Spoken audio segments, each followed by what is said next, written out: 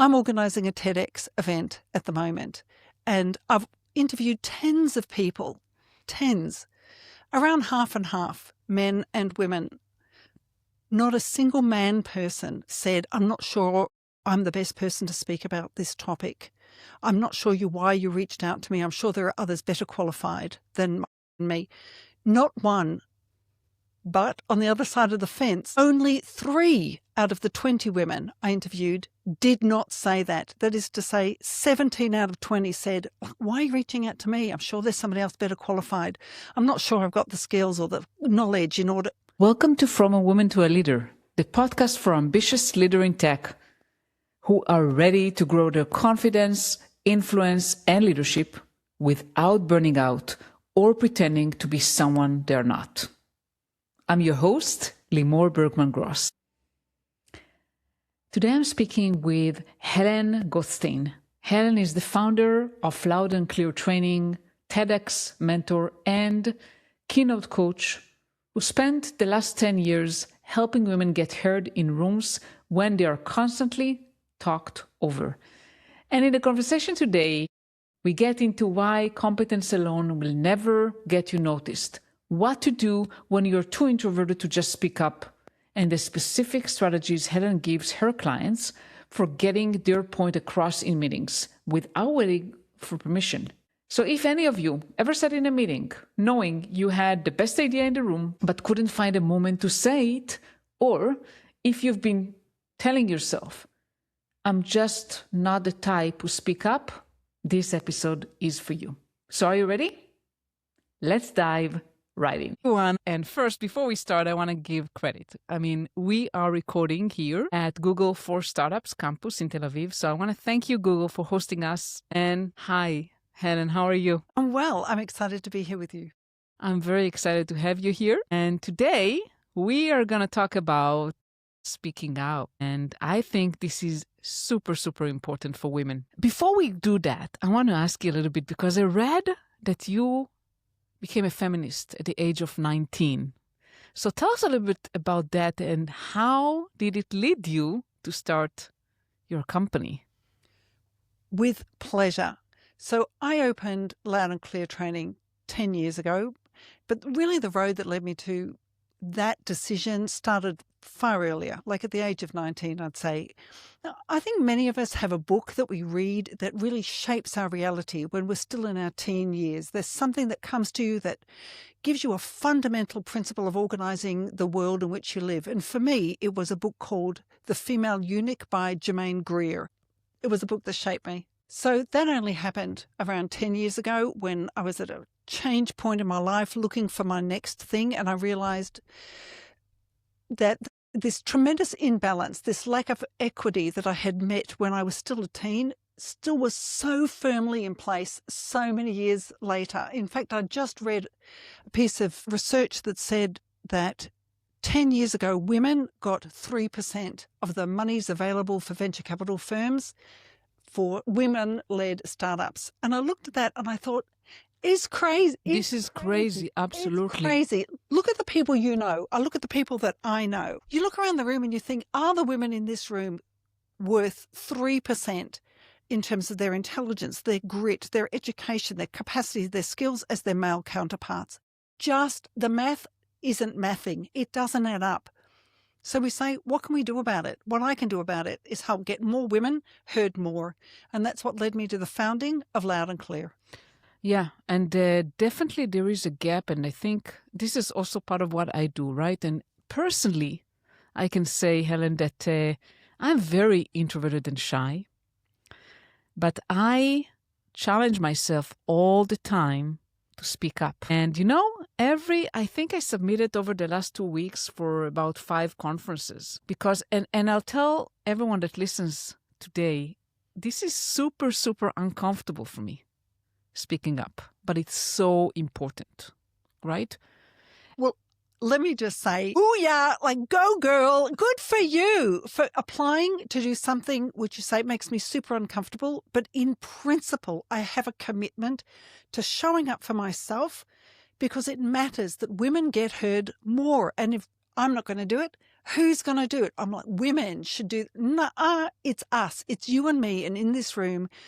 And whoever wants to make a single change to move the needle just a little bit. So I love it. And it relates to a question that maybe will come up later about the difference between what's familiar and what's unfamiliar, and setting goals that are not familiar, that are not the most comfortable, and going for them.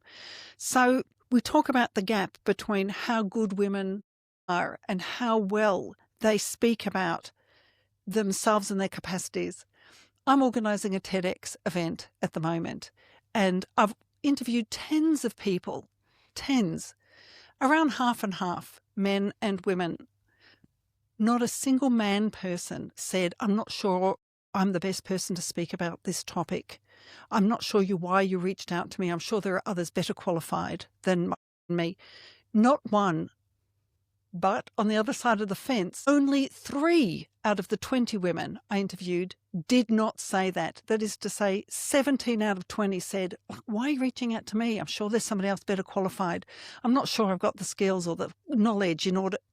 We have to talk about top down and bottom up. And what we see is when the leadership around the world remains so deeply slanted to one side of the gender map, and women continue to describe themselves as inadequate, not having enough, not knowing enough, not skilled enough, that trickle-down and bottom-up effect continues to shape the world in which we live. And that's where things like this podcast called From a Woman to a Leader is so very important, because if we don't talk about it, how's it going to happen? Absolutely. And Helen, you mentioned something. First of all, the TEDx. I'm super excited to hear about that. So count me in. Super fun. I think that's what you mentioned about, do I have what it takes? Am I interesting enough? So many women, even with that podcast, I host the podcast because I want to bring more women to the stage. And a lot of my guests actually have never spoke at a podcast, and they feel like, is my story even interesting? So I want to say to the women out there, yes, absolutely, your story is interesting. I think I really want to differentiate between the responsibility to be the voice, the one, the only one who can speak about a topic, whatever it be, and being a voice. We don't have to be the leader, capital T. What we can be is a voice. We can be a voice for ourselves, bringing ourselves to the room.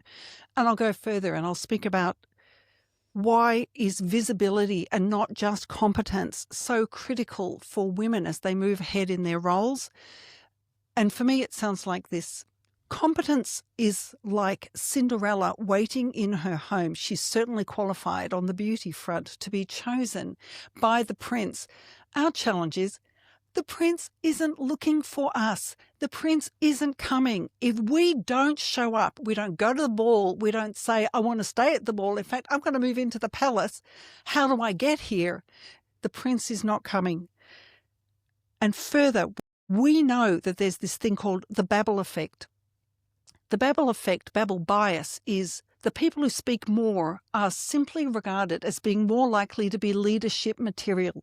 It's an assumption. It's a bias which is built into who's talking. Oh, look at this person talking. They must have something to say. Now, you and I know, we both know that just because you're talking more doesn't mean there is greater validity or depth or knowledge behind what it is that you're saying. But this is a bias that affects us all. Women, step up. Talk a little more. Don't talk about things you know nothing about. No one in this room or any room I want to be in is pro-women women talking about stuff they don't know about in order just to talk up more. But if you know something, friend, and I'll lean into the microphone to say, friend, stand up, actually, sit down, lean forward and say what it is you're thinking. Because chances are nobody's going to say it better than you. Absolutely. And before they do that, we're just doing a little dance over here. Yeah. And for women out there that are like me, so I'm very shy, I'm very introverted. I never felt comfortable speaking up. What are the internal things they should do first before even going to speak in a stage or in, some kind of company event? So how do we talk to ourselves? So I have a couple of tools that I think are really helpful for how we can talk to ourselves, to encourage ourselves to speak up more without so that we're more engaged, so we show up more. Number one is stop waiting to be perfect. You're never going to be perfect. The person who is waiting for their message to be perfectly formed never speaks up. That's number one. Number two, there is no script. No one knows what you're going to say, so their ability to evaluate whether or not you hit all your speaking points as you should is very low because no one has your text in front of them. In fact, most of the time, we don't know what we're going to say. We have a thought, which is a picture, and then we endeavour to translate that into words. So stop waiting for perfection. Let go of the idea of perfection. There is no script. And thirdly, I'd say speak up faster.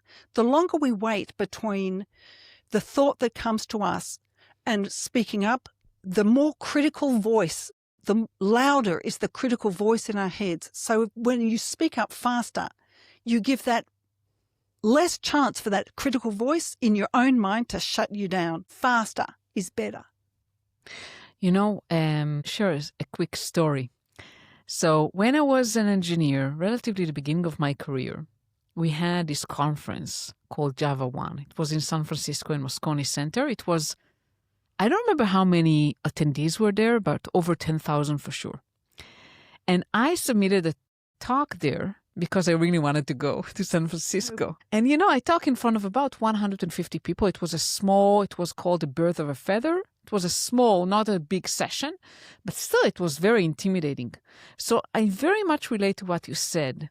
You really have to just go out there. Just do it without overthinking. It's a plague. The longer we wait, the harder it is to do. Absolutely. And let's talk about meetings.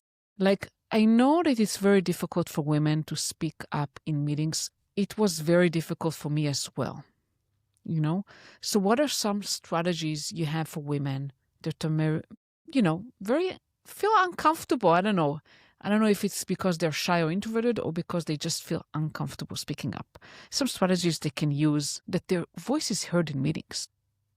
About 5 years ago, I reached out to a guy on LinkedIn who had done a whole series of video interviews at a major conference. And I asked him, how is it that all your one-on-one footage was only of men? And after he stopped yelling at me in text, accusing me of things that I don't know, and you're saying, I'm like, dude, I'm truly asking, how did it happen that you went out with the best of intentions to interview people, and it just came out that all the people in all the footage which you presented so beautifully on LinkedIn was only of men? And he said, the women kept saying to me, give me a minute.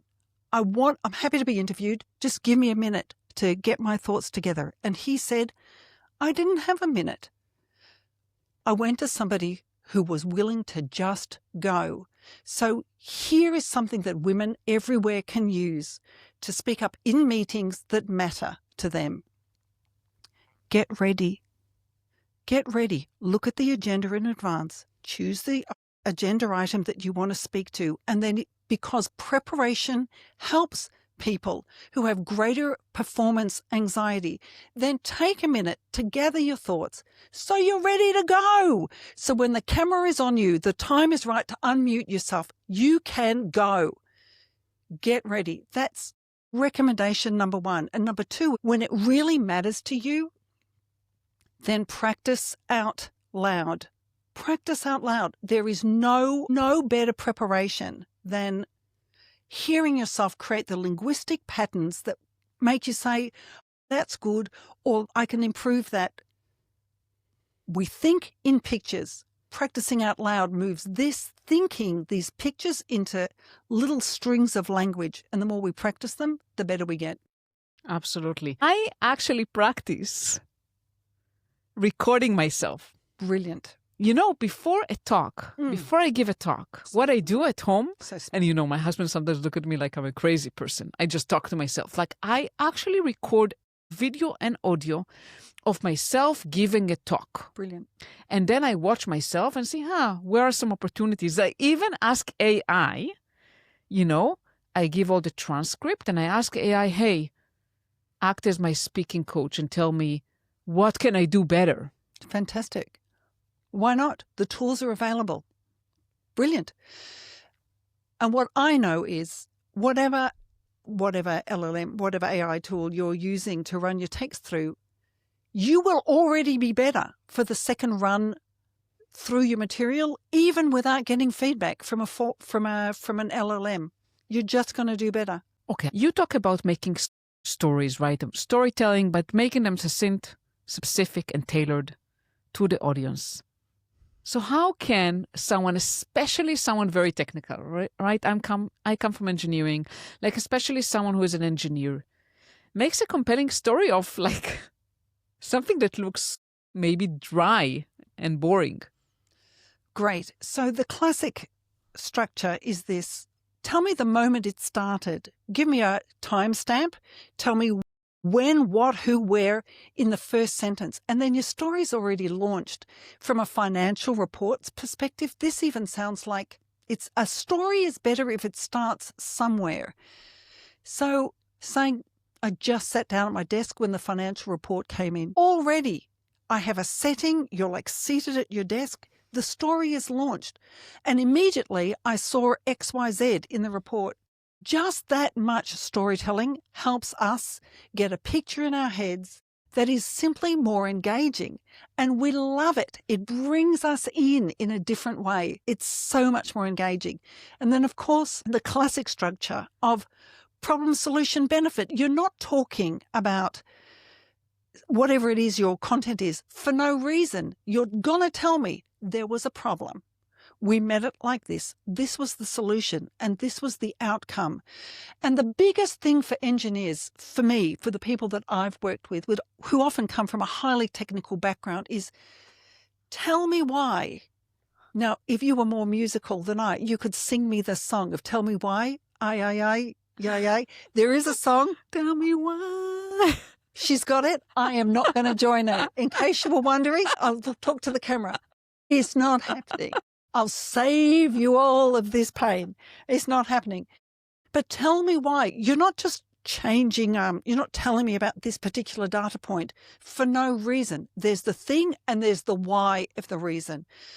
And the why is always larger than the problem or the solution that you found. It's about meeting your audience, creating the capacity, aligning with company goals, with values, with ideals, with vision, with something beyond the specifics. When we go from details to the bigger picture, people are like, yeah, now I understand why you're talking to me about this thing.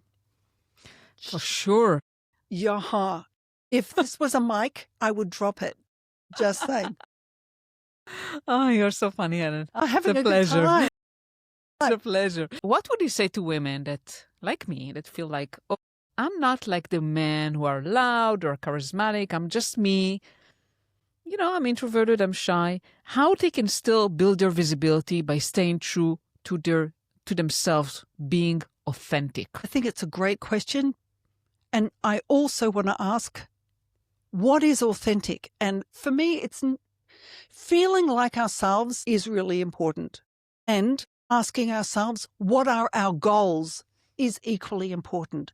In your own case, Limor, you said, I'm an introvert, but I applied to speak at a huge event in LA 10 years ago, you said? More than that, I think, yeah. Not yesterday, before yesterday. And yeah. Right now you've applied to speak at 5 events, and yet you're an introvert. Why?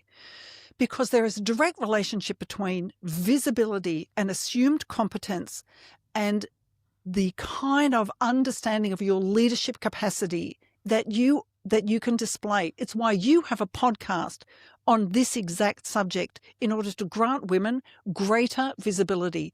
It all comes together. So what can women do? I'll go from the smallest to the largest. You're at an online meeting. So you've decided to get ready for one particular agenda item. You've practiced out loud, maybe. Turn on your camera. We want to talk about visibility. Make yourself visible. Turn on your camera. Unmute yourself. Now, we know we don't want people unmuted if they're in a noisy place. If you're in a quiet place, unmute. Here's why. If something comes up where you want to respond, there's a multi-step process that you have to go through in order to unmute yourself. You have to decide, oh, there's something I want to say. Now, find your mouse, put the cursor on the unmute button, click it, and then still decide whether or not you want to speak up. The searching for the mouth, for the unmute icon, the clicking it, and the attempt afterwards to integrate with the flow of the conversation means you are more likely to decide to mute yourself again. Just unmute. If you can, if you're quiet, if somewhere quiet, then unmute. And friends, what does this mean? It means you can't be typing during the conversation. You can't be doing your email, bing, or getting messages, bing. No, you cannot. It means you have to be focused and on. So that's from the smallest. Online meeting, one agenda item, speak up. Larger is to decide in advance there's something that's important to you. Build an alliance in advance. If it's especially true for in-person meetings, build an alliance with people who support you, or who at least know in advance, who you at least know in advance will not be your allies, who are going to voice objections. Hearing objections in advance will help you speak more directly to concerns that might be felt by others around the room, relating to objections in your original text, like this is not aligned with this and this, but it is aligned with this, this and this, helps you sound better organized, which you are, more able to address objections, which you are, and better prepared to speak about it, which you are, because you've practiced out loud, trying to build an alliance in advance of the thing that you want to say. Second mic drop, here it is. Boom. Fantastic. I never thought about this thing with the mute, unmute button. So this is very, very interesting. Yeah, I love it. And by the way, for me, it was very, very hard to kind of, when a lot of people are talking, how do I interject myself? And what I found helpful is having some people in the room that will support me in that. So if I knew that I'm going into a meeting that includes a lot of people with a lot of egos that like to speak, and for me, it's really hard to interject myself into the meeting, I ask someone, hey, can you, when we talk about this, ask me? And that helped me kind of, merge myself into the conversation, because for me, it's really, really difficult, to barge in when someone is talking. How do you do that when everyone keeps talking all the time and you don't find the millisecond to kind of, get into the meeting? So having somebody else make a space for you, open the door for you in a conversation is one way to go. It's again a strategy so that women can find elbow room in a conversation. I want to recommend some other things that are similar vein, and perhaps one of them will speak to someone somewhere when they listen to this. We can do what's called jump on the tail. Somebody's speaking, and instead of waiting for there to be a gap, because there's very seldom a gap, especially with a lot of ego in the room, there isn't a gap where somebody can just walk in.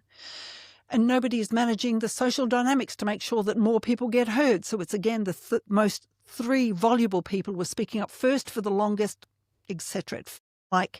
It feels like collaboration. It's not. It's the three people who speak up every time, the most, for the longest, highest volume, yada, yada. So land on the tail. Somebody is speaking, you know they're about to finish. You start to speak at the same time before they're finished, and they say, oh, just a minute. I'll be like, oh, yeah, sure. And then they finish, and it's like you've already said, I'm coming. Something else which is really true is don't give up. You tried to say something and it didn't work. You weren't able to wedge your way in. Don't decide for yourself. Oh, so there isn't space for me here. I won't try again. Keep trying.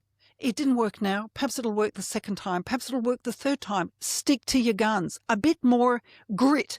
If you want to get heard and you've thought about this and you know it's a good point, then the first time the door didn't open when you pushed it. Second time, door might open the third time. Yeah, I guess elbows. Using elbows and, doing something that maybe to me seemed a little bit, it's impolite to speak over someone, but sometimes you have, kind of what I'm hearing from you, sometimes you have to do that. Well, I think some of it is also about the self-talk that you said before. What internal things can we say to ourselves, which is don't, and this one is not about there is no script, etc. This is about what I have to say is worth saying. I didn't say it the first time. Don't give up. Don't give up. Don't let go so fast. You said visibility equals career. And you also work with founders and leaders on pitching and money conversations. Money is another big topic that women feel uncomfortable with. Yep. So what shifts when a woman starts talking about her impact and value with confidence in promotion, salary talks, or fundraising? So we know that women are asking for salary raises and for promotions pretty much in the same numbers that their male colleagues are. It continues to be true that women ask for a lower number, but also this is changing.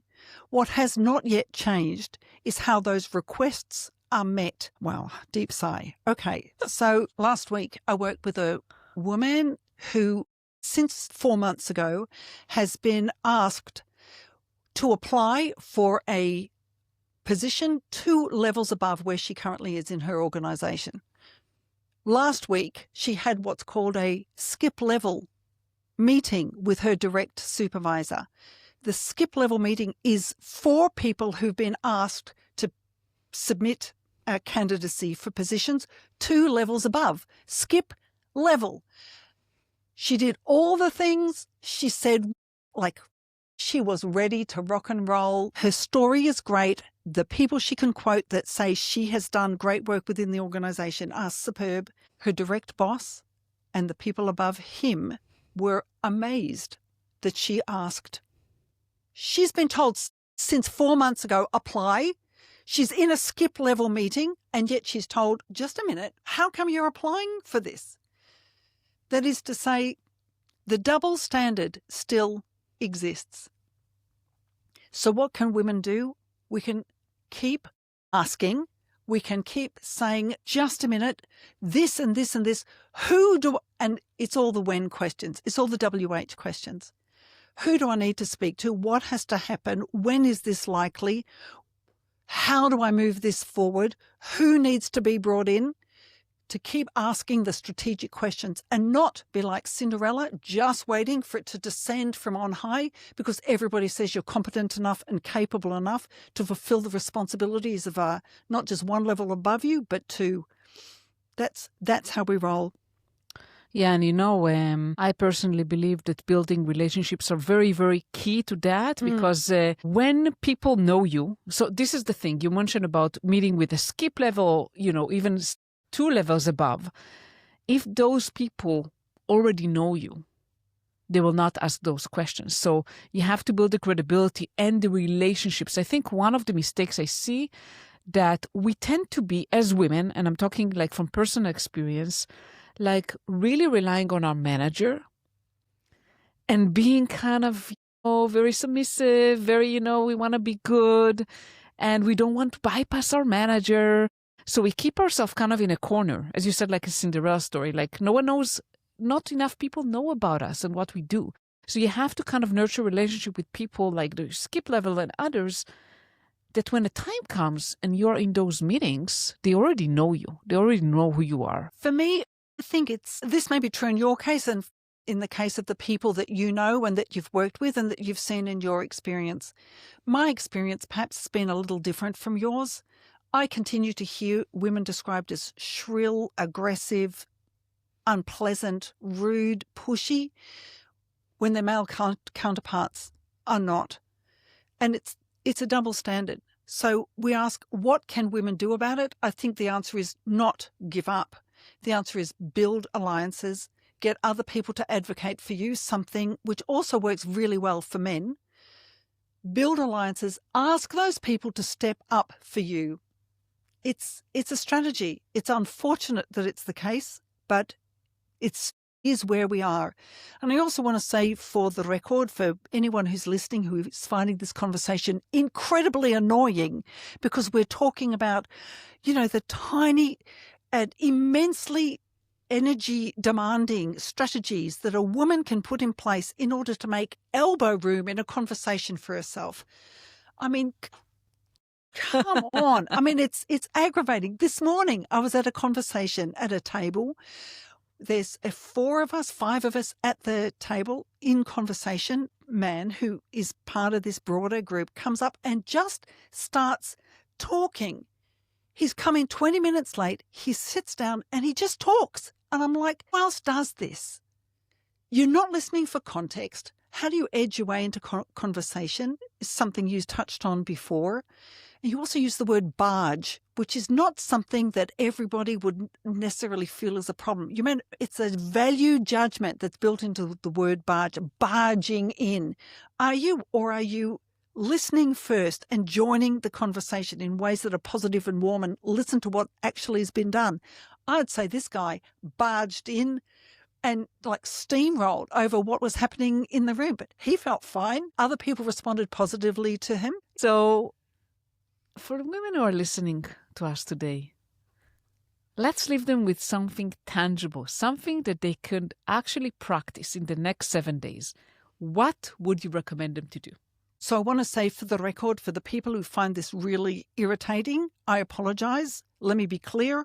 The goal is 25% representation on every board of management, on every board, on every league, at every level, all the C-suite, all the levels.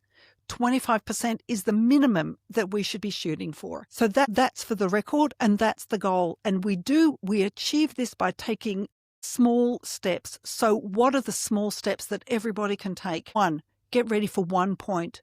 Increase your visibility by stepping into the breach, by stepping into the war zone and saying one thing that matters to you every time. So that's get ready for 1 point. Secondly, slow down. Don't speak slowly. Slow is not your friend, but rapid delivery where you're tripping over your own words and struggling to create the clarity of speech and idea that is happening for all of us when we're translating from picture to linguistic sequence. It's harder when you increasing internal pressure. So slow down 1%, 2%. We know that people who speak with authority, one of the ways that speech is characterized is they are taking their sweet time. And if I'm touching on it already, how do you reduce interruptions? Is you maybe speaking more slowly, so there's a tendency of people to interrupt earlier. We open by saying, there are 2 parts I want to share to give you the whole picture, or 3 parts I want to share to give you the whole picture. Somebody interrupts after point 0.5. You say, look, I want to give you the whole picture. Somebody interrupts again, I want to give you the whole picture. Good point. You don't yet have the whole picture. It gives you permission in advance to keep going and deliver your whole thought. So that's about slow down. Don't apologize. Do not open with, I was just thinking, or this may not be connected, but stop it, stop it, stop it, down, stop it, stop now. And lastly, it's an odd one and very unfamiliar for many women. It's smile less. Now you'll be like, Helen, but smiling is part of my personality, which is exactly what a manager at a tech company said to me 3 years ago. And I said, well, how's it working for you? Are you getting heard in meetings? And she said, that's a very irritating question, Helen. No, I'm not getting heard. So she went to her next meeting that day and did not smile as she made her report to her manager and all of the people in the room. And her manager turned to her and said, good point, JJ. Good point. For the first time in 2 years. When we smile, we're often experienced as pleasing and appeasing. Smiling less means that we experience ourselves as more competent and we're working less hard for you to like me than I am for me to deliver my ideas clearly. You know, and sometimes smiling is out of feeling uncomfortable. I know that because I do that, and a lot of women I've actually watched, and I asked them, why do you smile so much? And this is kind of a way for us to face something uncomfortable, so we smile. Yaha, please and appease. Absolutely. Well, it's been a lot of fun, and I don't believe how time flies. So fast.